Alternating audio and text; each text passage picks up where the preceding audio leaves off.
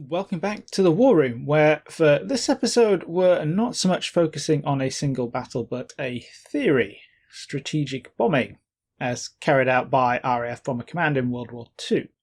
In a lot of ways, the story of strategic bombing is a tragedy. As a concept, it was meant to avoid the industrial human cost of World War I and provoke an opponent's national surrender in future wars by crippling their war economy or precipitating a collapse of civilian morale. But it didn't work. Worse, it didn't work at tremendous cost. All told, anything up to and beyond 3 million men, women, children, combatants and non-combatants were killed on all sides in the aerial bombing campaigns of World War II. In Europe, the war didn't end until Berlin was physically occupied by Soviet ground forces. In the Pacific, while the war ended after the detonation of the 2 atomic bombs, perhaps the ultimate expression of strategic bombing, there are persistent and compelling arguments that for all their spectacular horror, Japanese surrender was provoked by other strategic pressures. Before we get to that though, we need to nail down what strategic bombing was offering in the interwar period. Strategic bombing is, broadly, the aerial attack of non-battlefield targets. Using aircraft to try and knock out a tank is tactical bombing. Using aircraft to destroy the factory that made the tank is strategic bombing. The emphasis is on higher level effects, primarily on degrading an opponent's ability to sustain a war. This could be materially, in the sense of damaging enemy industry or transport links, or morally. Early strategic bombing campaigns in World War I produced a psychological effect that far outweighed the physical damage caused. Even by 1918, the most advanced bomber aircraft on either side could only carry small payloads and were unlikely to actually hit their targets. But proponents of air power seized on the panic and distress caused amongst the civilian population of targeted cities. Even though bombing raids might do little damage, civilians were forced to confront the fact that, at any time and with little warning, they might be subject to bombardment even though they were far from the front lines. Early theorists suggested that long-range bomber forces could be used to cripple civilian morale, inflicting such stress on populations that the people would force their governments to make peace. The attraction in the aftermath of the First World War was, of course, that ground warfare was associated with stalemate and costly attrition. While armies would have to slug it out in the mud and blood with terrible casualties, and naval forces could only operate blockades that took years to strangle the enemy, air forces, specifically bomber forces, could simply fly over the front lines and directly target enemy cities.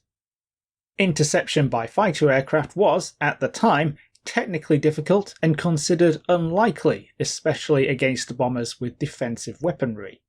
Italian theorist Giulio Douhet's recipe for effective air attacks involved a 3-stage bombardment. First, high explosive bombs to open up buildings, then incendiaries to light them on fire, and finally gas to deter or prevent firefighting efforts. Faced with such destruction, the only logical course was capitulation. Strategic bombing, specifically the kind of terror bombing espoused by theorists like Douhet, offered the promise of shorter, less costly wars. Douhet even suggested that if one side could achieve command of the air, usually by destroying the enemy bomber force on the ground, then the threat of city bombing alone would be enough to precipitate surrender. At the time, the main problem with this vision was that to carry it out, a state would have to pour immense resources into creating a fleet of bombers, resources that were fiercely contested by well-established armies and navies. For continental powers sharing land borders with potential opponents, the army inevitably had to come first. Hence, France and Germany did not go all in on strategic bombing theory. It was simply too risky to divert funding from land forces to untested air power. There were, however, 2 major powers who were not confronted with threats on their land borders: Great Britain and the United States. Both the fledgling Royal Air Force and US Army Air Force were well placed to argue in favour of strategic bombing, but whatever they might think in private, could not publicly advocate terror bombing. It was simply not morally acceptable in the interwar period to propose the direct and specific targeting of civilian non-combatants. Instead, The RAF and USAAF focused on the precision bombing of enemy industry. With the bomber always getting through, the theory was that key elements of an opposing war economy could be accurately targeted and destroyed or crippled.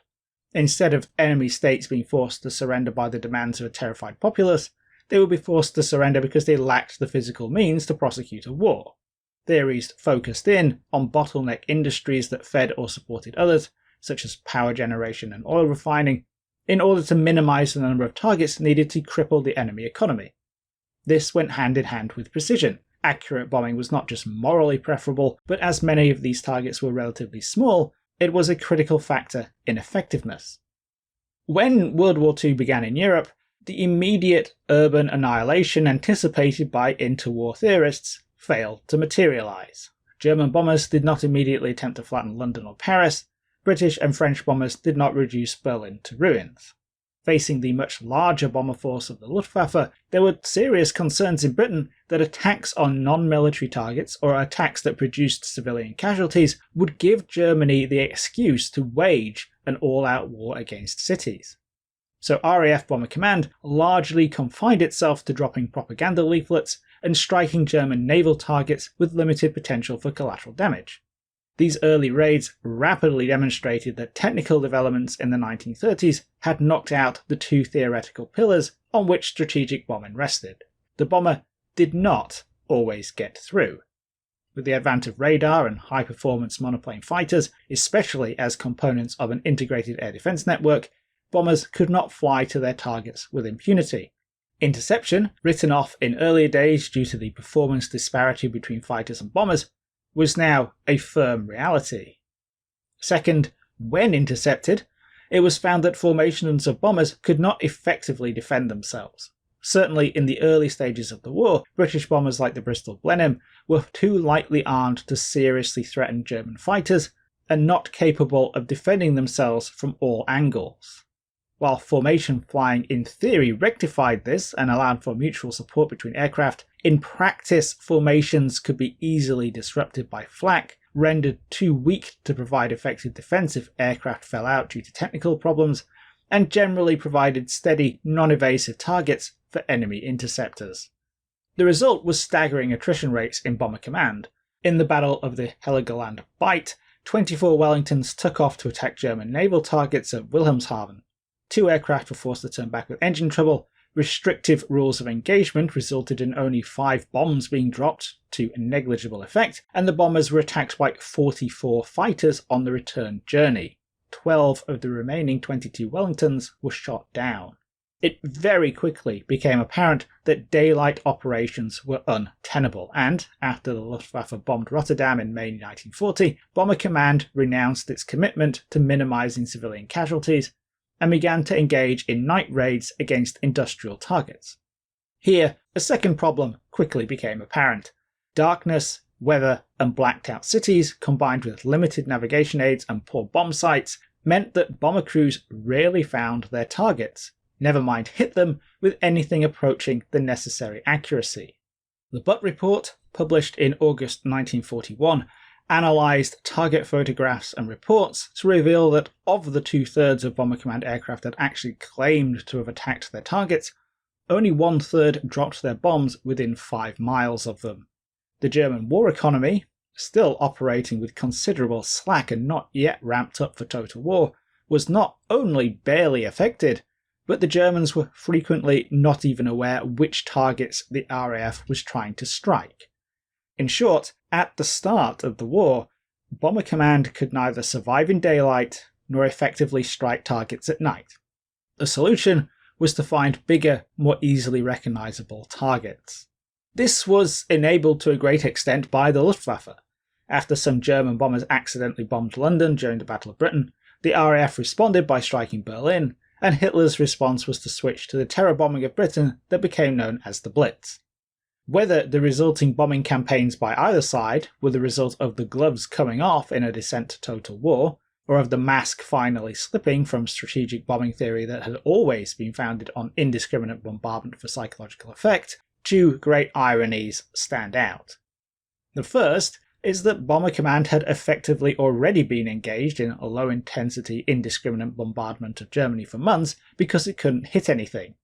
Second, that the response of the British public to being bombed was not what interwar theorists had set their hopes on. Although the Rotterdam Blitz had precipitated a Dutch surrender, its actual effects and casualties were greatly exaggerated. The reality was that there were 884 civilian deaths, not the tens of thousands reported in the press, that Holland lacked the means to resist or retaliate, and that the Dutch government capitulated without pressure from the population that it represented.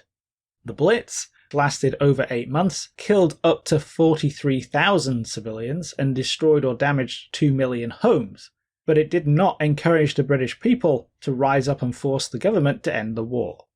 The reality is that air power is by its nature transitory. Enemy aircraft might appear and drop bombs, but they can only loiter over their targets for a limited time, after which point the air raid sirens sound the all clear, the shelters empty, and people generally do their best to get back on with their daily lives. This isn't to say that being bombed isn't terrible, and that people will just keep calm and carry on, but it cannot outcompete the influence and control of a population's government. Police, civil defense organizations, and the armed forces do not appear and disappear in the same way that bombers do. They are a constant presence that not only holds power through the monopoly of force, but generally goes out of its way to help victims of bombing, provide food and shelter, and, for that matter, to defend them. As a rule, bombing does not create conditions that pit people against government. It either induces resignation and apathy, or actually brings populations and governments together against the common enemy. Germany and Japan would suffer much, much more at the hands of Allied bomber fleets than Britain did in the Blitz, and yet the people did not, in all likelihood, could not, force their leaders to come to terms. The irony then is that the British experienced proof that strategic bombing's psychological effect was severely limited compared to pre-war theory, at the same time as their moral scruples were removed by the Blitz, and Bomber Command was forced by technical limitations to seek less discriminate targets. Looming over all this was the political need for Great Britain to strike back at Germany, not only to demonstrate to its own population that it could strike back, but to show its two new allies, the Soviet Union and the United States, that it was contributing to the fight. In 1942, under the new leadership of Sir Arthur Bomber Harris, Bomber Command switched from precision bombing to area bombing. Cities were targets that bomber crews could readily find and struggle to miss. The main aim was the destruction of German homes. Dehousing, in the language of the day, was not only believed to erode civilian morale, but indirectly reduce industrial production by turning workers into refugees. Actually hitting factories and infrastructure was a bonus. This new tasking necessitated changes in methods. Previously, bombers had plotted individual courses to widely dispersed targets. Now they flew in a bomber stream, with the entire force following a predefined route and seeking to drop their bombs, now primarily incendiaries, within a short time frame to overwhelm attempts at fighting the resulting fires. The first target selected for the new style of raid was Lübeck, hit on the night of the 28th of March by a total of 191 bombers. In a grim demonstration of the new logic of total war, Lübeck had no industrial, military, or political significance. It was simply easy to find, thanks to its coastal location, within range of new British radio navigational aids. It possessed a dense city centre of predominantly wooden and thus flammable buildings, and it was poorly defended. In a small-scale example of what was to come later in the war, precursor aircraft found the target and marked it with flares, follow-on aircraft guided by the flares dropped incendiaries which started fires, and the fires in turn led the main force onto the target, which proceeded to smother the city with high explosive and incendiary bombs. The raid destroyed 1,425 houses, damaged another 1,976, and left 15,000 people homeless. 312 German civilians were killed. The RAF lost 12 aircraft, or 6% of the total force.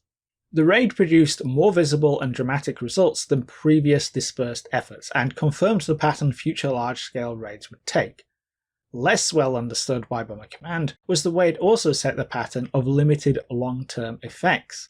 Lübeck's industrial production recovered within days, and despite concerns in the Third Reich's leadership about civilian morale, this was not affected in any way that would compromise any kind of concept of national will. Something that Bomber Command lacked throughout the war was a concrete strategic target point. There was no statement that lay out exactly how much of Germany had to be reduced to rubble before it collapsed, no articulated threshold of casualties, homes, factories, lost man-hours or bombed tonnage that had to be reached or destroyed in order to produce the promised strategic effect. In some respects, this should be no surprise. No one had ever tried to win a war by aerial bombardment before, and there was no established research to draw on.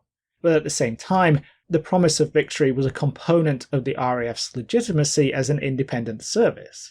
Bomber Command could hardly admit to an inability to cash the checks written by pre-war theorists when it had already spent the money. Indeed, was spending ever-increasing amounts of money. Strategic bombing devoured resources, both industrial and human, ultimately accounting for up to a third of Britain's total war effort. More advanced and bigger bombers were designed and built, more men trained to fly, serve and support them, more frenetic research was poured into technical aids in the exploding domain of electronic warfare.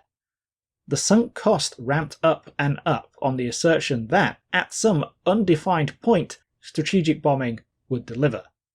The night of May 30th, 1942 saw the first 1,000 bomber raid. Harris had to claw back squadrons and aircraft from Coastal Command, where they were supporting the Battle of the Atlantic, and throw in operational training units to hit the magic number for the unimaginatively named Operation Millennium. They flew to Cologne, where, over the course of an hour and a half, they dropped 1,455 tons of bombs. Hastings sums the effects up. 3,330 houses were utterly destroyed, more than 2,000 badly damaged, more than 7,000 partly damaged, 12,000 fires raged among the breached water mains, severed power cables, exploded gas mains and wrecked telephone systems. 36 factories were totally destroyed, 70 more badly damaged, more than 200 partially damaged. The docks and railway system had been savaged. The tram system remained totally out of action for a week and dislocated for months to come. 85 soldiers and members of civil defence teams had been killed, along with 384 civilians. Almost 5,000 people required first aid, 45,000 people had lost their homes.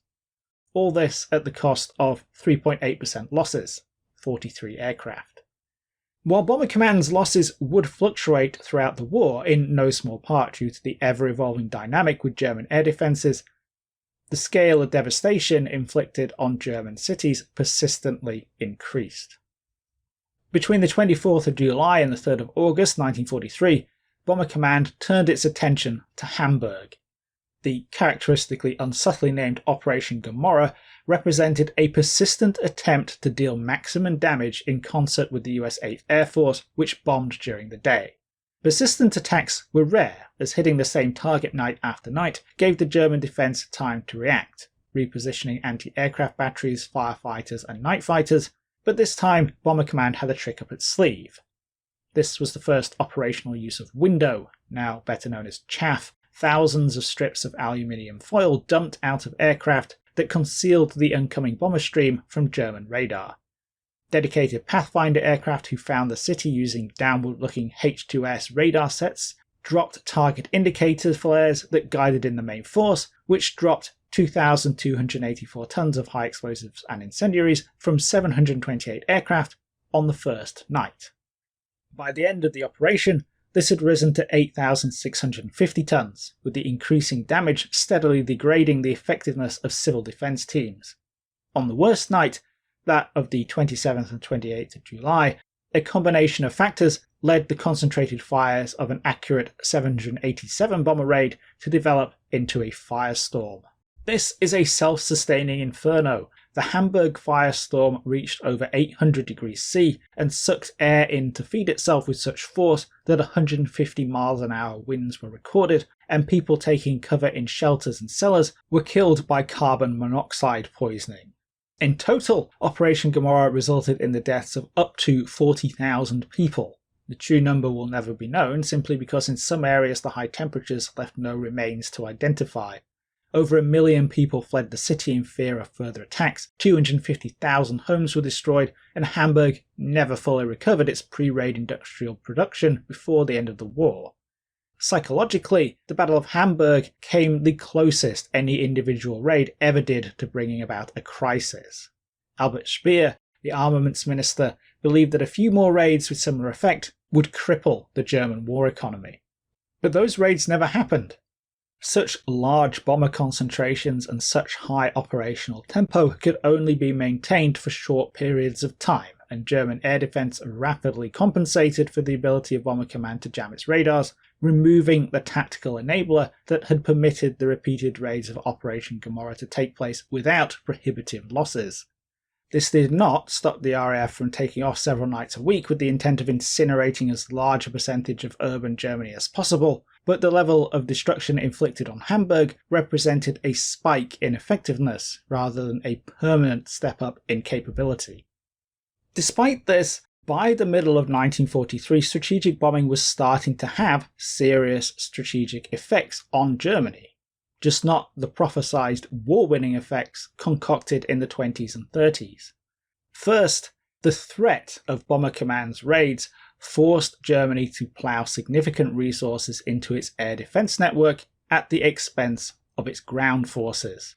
Flak guns of all types, searchlights, radars, warning networks, night fighters, their control systems, and the huge array of support organizations eventually accounted for a quarter of German war production and over 1 million personnel that could have been used elsewhere.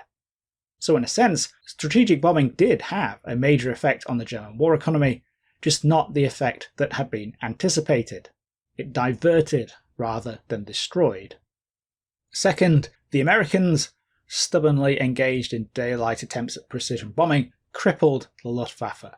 In a similar vein to the overall effect of strategic bombing on German industry in general, what started out as a phase of the combined bomber offensive intended to target the industrial base of German air power achieved its objective by unexpected means. German fighter production remained steady despite the pressure, but with bombers now accompanied by escorting long-range fighters, pilots were being lost at an unsustainable rate. The US 8th and 15th Air Forces engaged the German fighter force in a war of attrition that saw the Luftwaffe forced into a death spiral. As experienced pilots were killed, the pressure of continuous operations forced the Luftwaffe to throw inexperienced pilots into the fight, where they in turn were more likely to become casualties. By early 1944, the US Army Air Force was selecting bombing targets based on their likelihood of provoking a major Luftwaffe response, and the resulting degradation of the Luftwaffe fighter force was a key component in securing ultimate Allied air superiority for the last 2 years of the war. Neither of these effects were war-winning in and of themselves, but they had significant strategic impacts that contributed to the defeat of Germany. As a component of the larger Allied effort, they were important, but that wasn't in line with strategic bombing theory. The bomber force was supposed to be able to deliver victory alone, and going into 1944, it was becoming increasingly clear that it wasn't going to. The effects on the German war economy and national will to fight of Harris's area bombing efforts were not only difficult to determine, but came at an incredible cost. Bomber Command would ultimately see a 44% death rate amongst its aircrew, 55,573 out of 125,000 men. Flying was dangerous to begin with, night flying was worse, and that was before German night fighters and flak were added to the equation. Another of the core pillars of strategic bombing theory, the idea that aerial bombardment was less expensive in lives than the trenches of the First World War, was also revealed to be hollow. All this played into the diversion of Bomber Command from area bombing coming into 1944. With Operation Overlord rapidly approaching, every effort was put into preparing and supporting the long-awaited invasion of France, while the much-promised and as-yet unachieved victory through strategic bombing was sidelined. This involved a reluctant and fiercely contested switch of target set from urban Germany to the French railway network in order to cripple the speed at which German forces could respond to the invasion.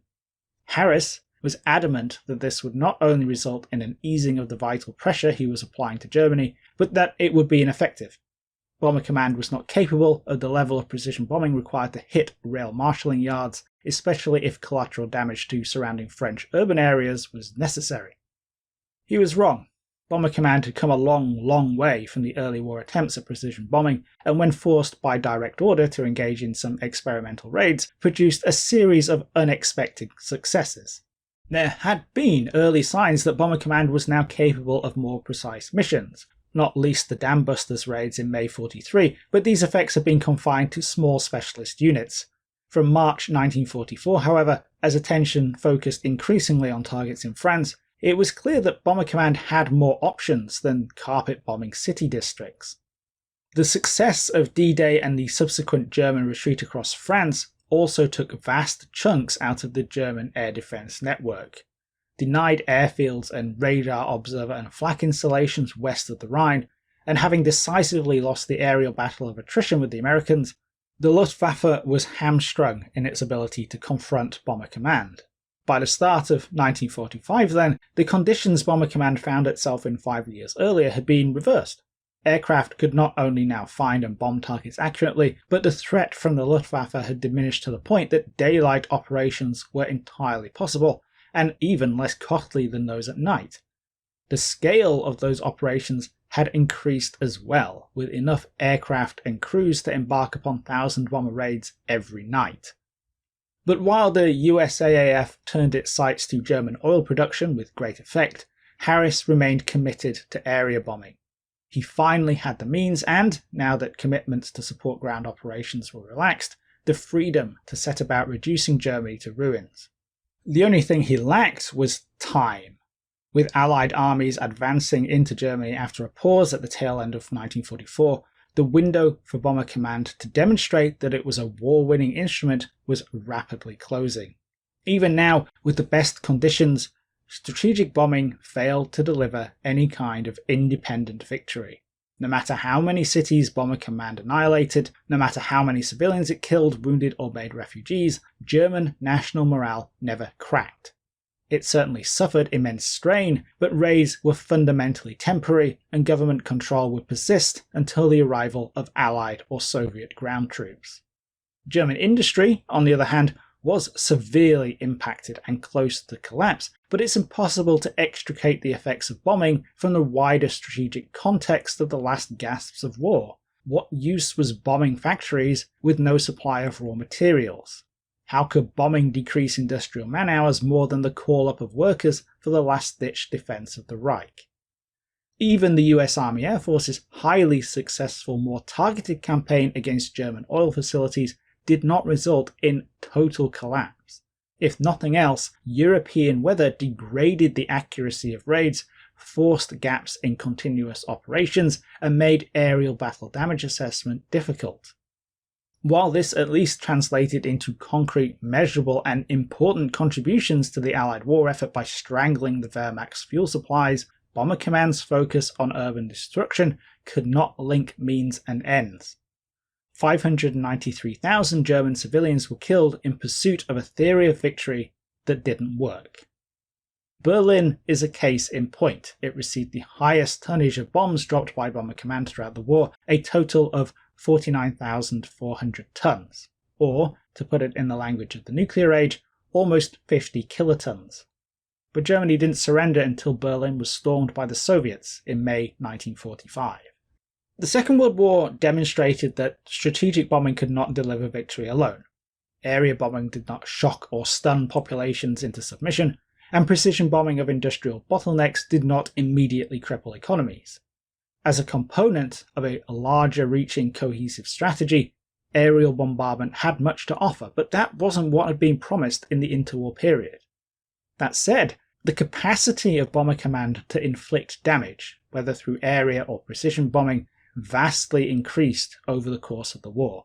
How effective such a force would have been at delivering a knockout offensive in 1939, or for that matter deterring Germany in the first place, remains an unanswerable question. And for that reason, strategic bombing has never quite gone away. While the historical record is very clear about how successful it was on its own, technological developments have maintained the interwar promises to the current day. Modern weapons are capable of striking targets with infinitely more precision than in World War II, and at the other end of the scale, it's difficult to believe that a country could do anything but collapse under nuclear bombardment. In some respects, the threat of nuclear annihilation is the ultimate apotheosis of strategic bombing theory, peace through mutually assured destruction, but that's another episode. Hope you all found this one interesting, if grim. You can watch all these videos early on Patreon or via YouTube membership if you'd like to support the channel. Whether you do or not, thanks for watching, and I'll catch you in the next video.